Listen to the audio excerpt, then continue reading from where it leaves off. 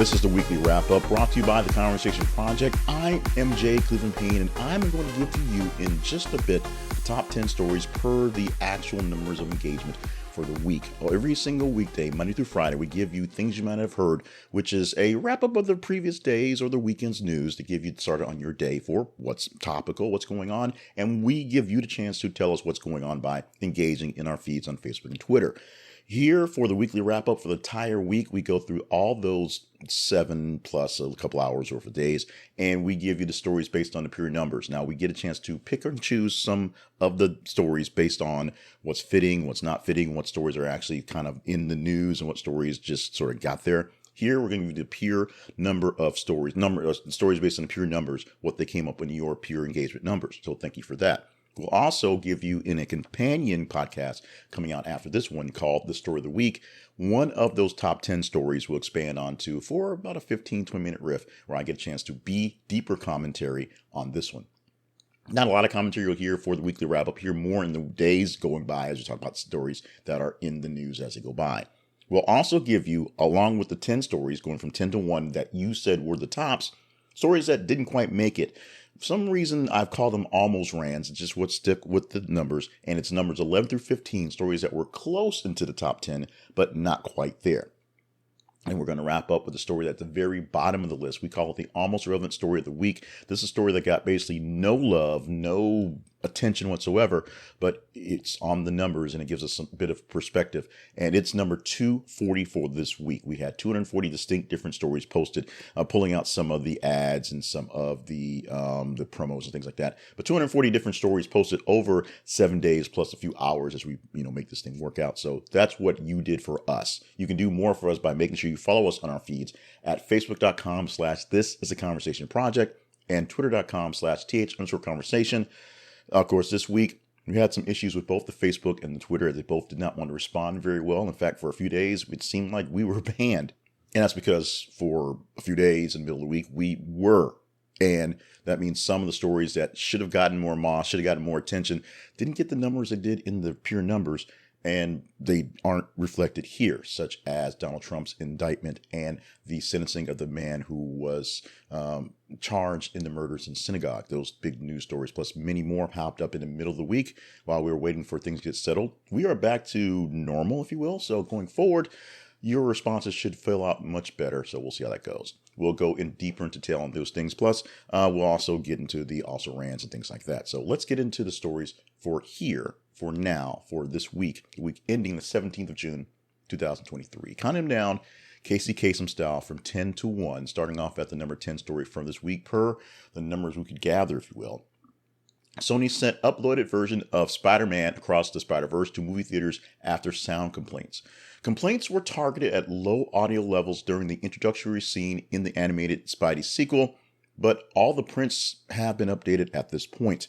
In the opening weekend, writer producer Phil Lord suggested that the theatergoers turn the volume up a touch to 7.5 to fix the sound issues in Spider-Verse, but he confirmed that yes, there was an issue with the mix, and the volume level should actually have been 7 to keep people's ears from blowing out and not having to change things out. It earned rave reviews and $120.5 million in its weekend debut, but of course, fixing the sound has done a lot for the movie, and it's still going strong into this moment. This is weekend 3 as I'm speaking, so I think Spider-Verse, Across the Spider-Verse, which, spoiler alert, is a 2-parter, is going to do well going forward. You'll find out about the 2-part going forward. The story at number 9 this week deals with Jennifer Aniston. We did not report this, although it did pop up in the feeds in the range for a good story. But as we tell you every single morning, we pick from a batch. So for Monday, the weekend stories, it's the top 30 stories of the weekend. We take 10 of those stories in the presentation. For the rest of the week, it's the top 8 stories out of 15. This one was in range, and we went without it because there were other stories. And it reads from Jennifer Aniston like this. Jennifer Aniston like this. Jennifer Aniston, 54, reveals the ageist compliment she cannot stand. Because it was kind of a quick and easy one to do, we kind of passed on it. But that she cannot stand when people say, you're at that stage in your life. That's what she said. The star admitted to previously feeling pressure to vigorously work out, but ended up injuring herself in the process. So essentially, as she has gotten older and being told that she doesn't have to do so many things, people telling her that, it's fine because you're at that stage in your life. That's something that basically she is not happy with. Now, part of the problem with this story is it's really just sort of a advertisement for what she uses for her strength training and her exercise, which we're not going to go into. If you click the link for the story, you can see it for yourself. But we pulled this from page 6. It's really just an advertisement faked as an actual article. And that's one of the main reasons why we didn't do much with it.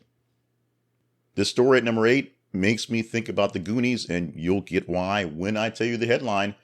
Man rigged home with Indiana Jones booby traps, injured FBI agent. Yes, I'm a kid. I'm really a 12-year-old at heart, and booby traps makes me giggle. The 71-year-old man who rigged his home with booby traps inspired by Indiana Jones movies was found guilty of assaulting a federal officer last week. A criminal complaint said that Oregon State Police bomb technicians and an FBI bomb special agent arrived at the property formerly owned by Roosevelt on September 7th. That's his last name. The robot editor did not pull out his full name in that one. September 7th, 2018, they found a minivan rigged with steel, animal traps, and a circular hot tub spa placed on its side. After breaching the front door and an explosive charge, a wheelchair was moved and the very loud explosion occurred, injuring a bomb technician. Roosevelt's sentencing will take place at a later date. He faces up to 20 years in prison for assaulting a federal officer. Although you can say technically the house did the assault, but he, of course, built the house. At number 7 this week, we review the Jimmie Allen cases with a second filing of a second sexual misconduct lawsuit. In fact, the headline reads, Jimmie Allen accused of secretly filming woman during sex in second misconduct lawsuit. And it was just like that. Jimmie Allen is accused of taking a woman to a hotel room after an event, sexually assault, basically sleeping with her, and then she seeing his phone lying up on a counter filming the event. All things not very good. Remember, Allen's is currently married to a person who's about to have a baby, and all these things are coming out at a very, very bad time. Allen dropped by his music label, maybe not dropped, but essentially suspended by his music label and not doing any appearances on the television and all the country music top shows this year because he's been doing very, very bad things. Another very, very bad thing. This one, we shall see how this one plays out as a second lawsuit is now underway. Very sad story for this week. ESPN director Kyle Brown dies after suffering medical emergency at NCAA baseball super regional. This story resonated a lot with a lot of people. It got a lot of response regardless of what was going on this week and regardless of the issues we had with the people seeing things. But as we roll into the sports desert that is summer and baseball is taking over things, including the fact that everyone's paying attention to the baseball NCAA tournaments going on right now, this has got a lot of attention to a lot of people just in sports in general and news in general. Medical emergency occurred before the beginning of the NCAA tournament baseball super regional on Saturday, where Kyle Brown, who was listed as a 42-year-old ESPN employee for 16 years, working on things such as baseball, basketball, college football, and Monday Night Football, died from a medical emergency and tragically passed away. That's the quote from ESPN. It had nothing to do with the game. It just something sort of happened. He and is survived by his wife and 4 children who were there at the scene, doing what they do, just celebrating their husband doing his work. The game was delayed by 2 hours to deal with the emergency. We, of course, send our condolences to the Brown family, the immediate family, and the ESPN family, and those who have worked with him for so long.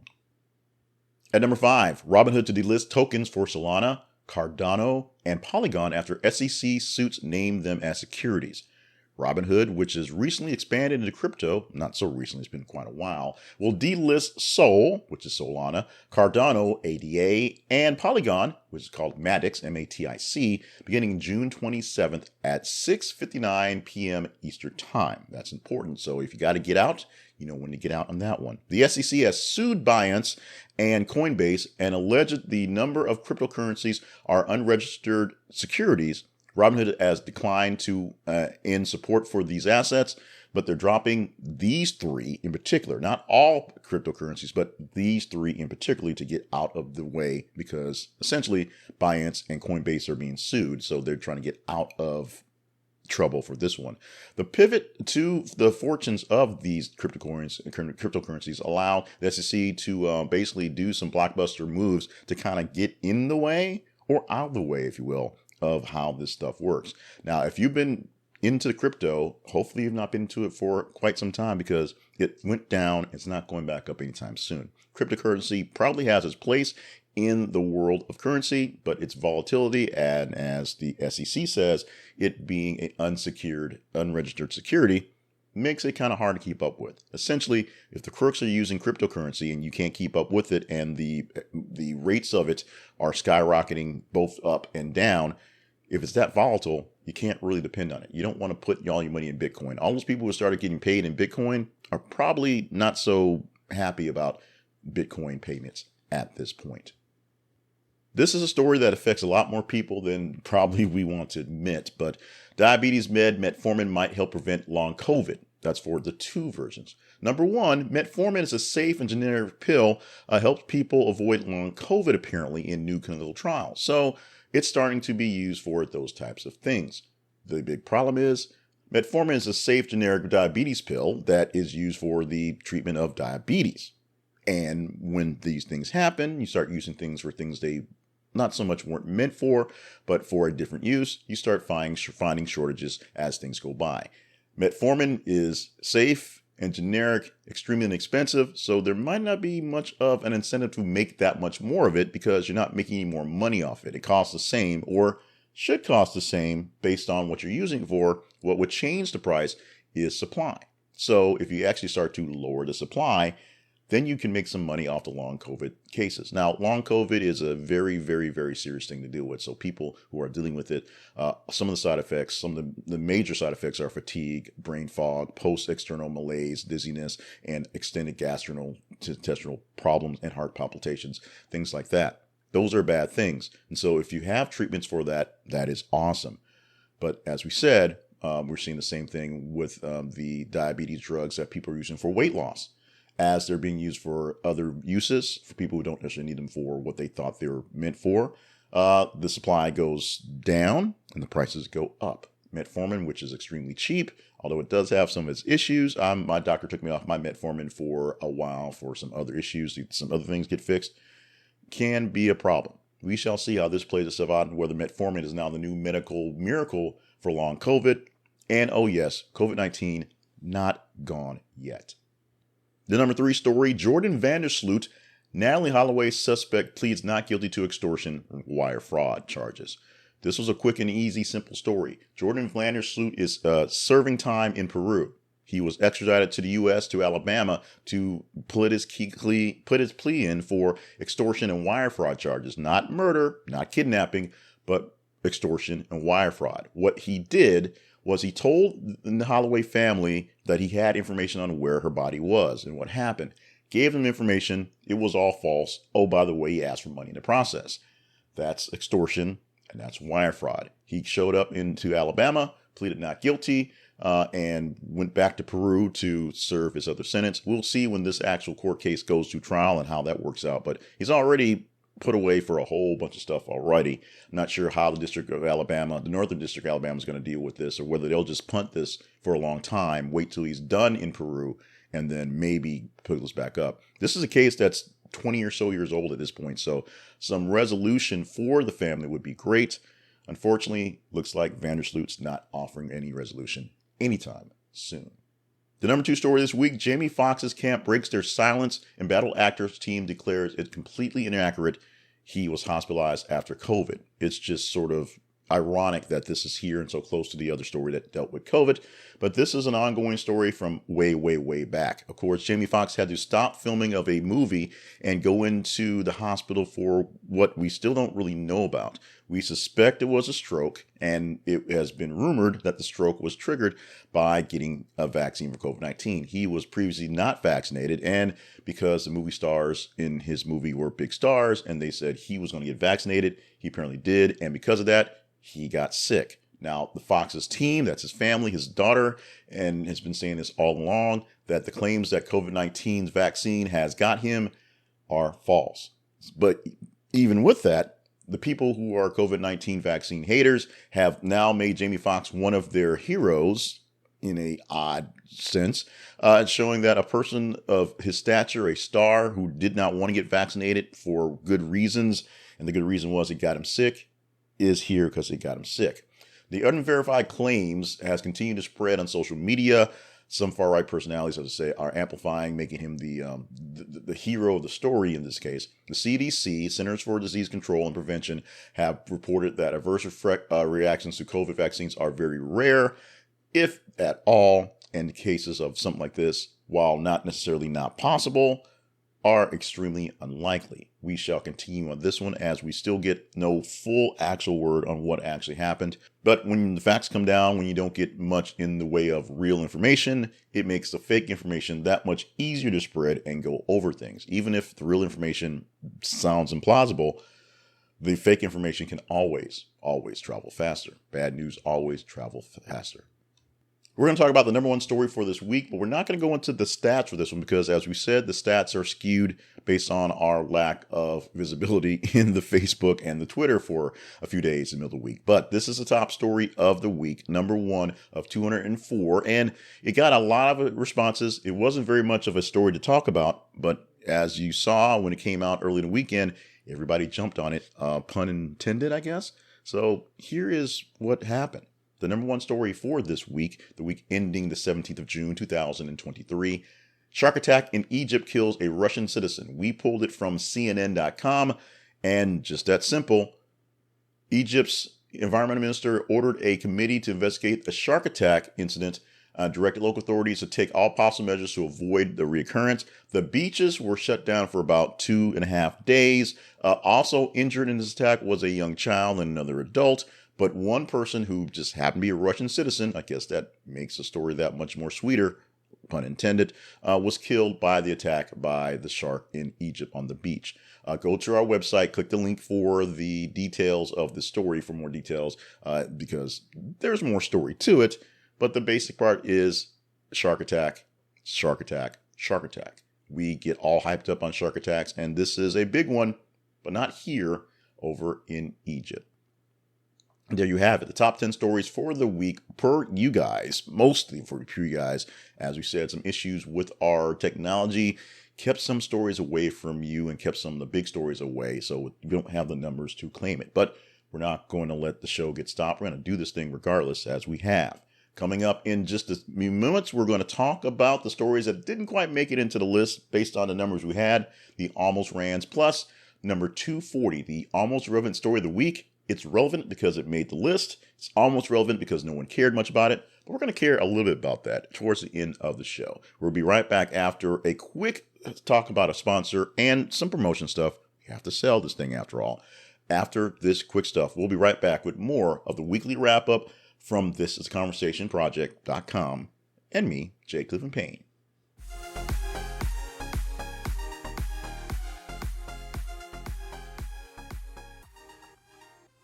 The wrap-up of production and the publishing for this podcast will take place on Saturday, the 17th of June. So that is the day before Sunday, the 18th of June, Father's Day in the United States. And so if you're hearing this as it's being produced, our sponsor for today, Flowers Fast, probably can't help you because it's Sunday or it's Saturday going into Sunday. And I'm not sure how deliveries work for you, but they probably won't work so well. So put this in your pocket for next time you're in a pinch to get things out. Assuming you did get your gift out to Dad, thank you so much because we produced out lots of info on Flowers Fast for upcoming weeks for people to get there in the daily podcast for things you might not have heard. But just in case you missed it, or you have some other occasion that you can't get out of, try Flowers Fast. Our link to our affiliate link is theconversationproject.com/flowersfast. This is theconversationproject.com/flowersfast. That's flowers fast, just like that.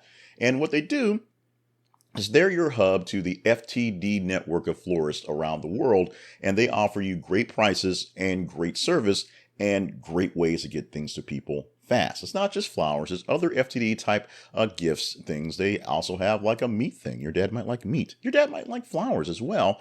But as I said, this is Saturday, so it might be a little late to call flowers fast or to visit them online.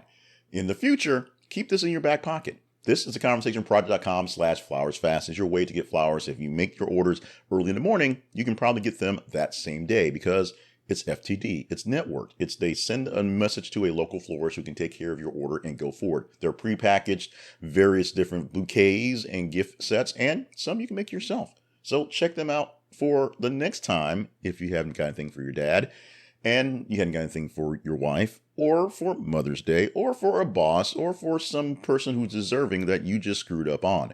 Flowers Fast can maybe help. This is theconversationproject.com/flowersfast. As we said, this is an affiliate link. So as you use Flowers Fast, we get a little bit back from that. And you can check out our website for more sponsors that we use to help take care of you, to keep things going on here. But this week, although you might be pushing it, we want to make sure you know about this great company that we are partnered with called Flowers Fast.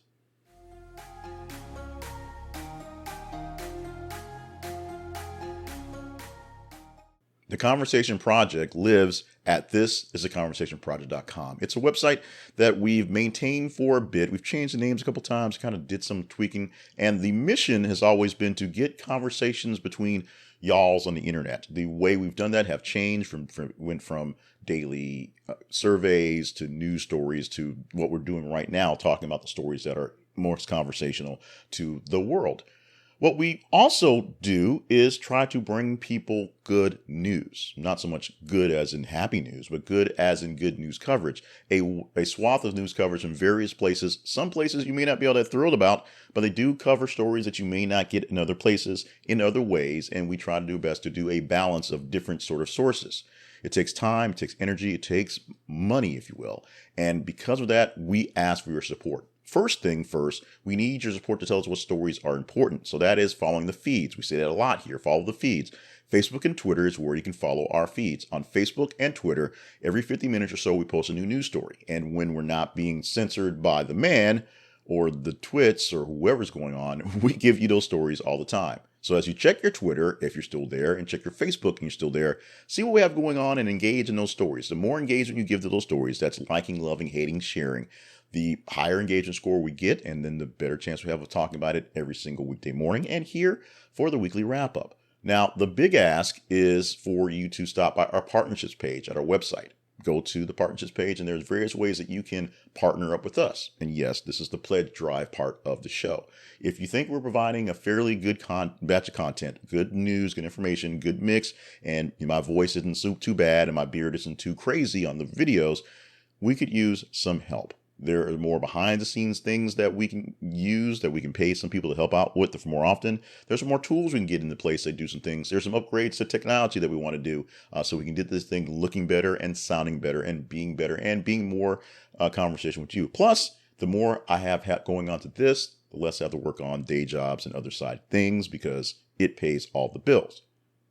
There you go. There's the pledge. There's the pitch. If it works for you, stop by. This is theconversationproject.com/partnerships. This is theconversationproject.com/partnerships and find a way that you may want to partner with us today. We thank you in advance. As we say, the biggest things you can do is watch the videos, listen to the podcast, make sure you're getting engaging there. You can also, of course, you can be with the feeds and help us pick the stories that we talk about in this project and for other projects attached to the Conversation Project. And, of course, if you feel up to it, if you really think we're doing is good, try stopping by the partnerships page and joining up with us.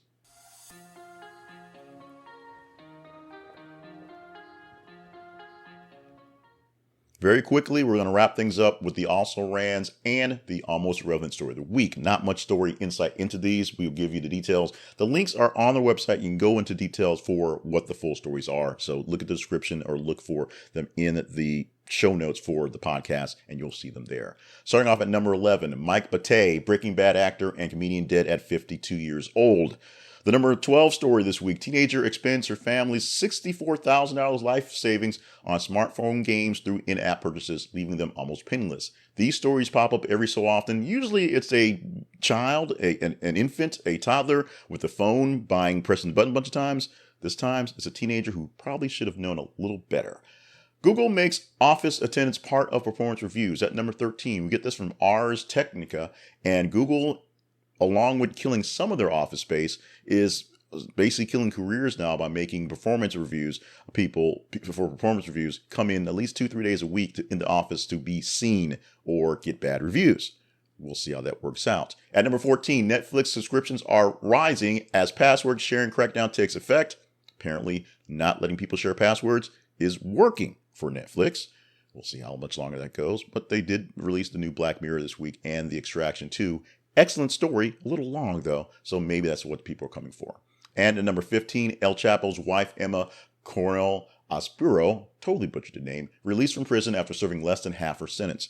This is a pretty interesting story. El Chapo, all the things around El Chapo, including his hippos, which are really amazing, may be the talk of legend, to be honest, but big story. Check it out if you can. Not quite in the range for top 10, but as we said, the numbers were really skewed with the lack of response on Twitter and Facebook.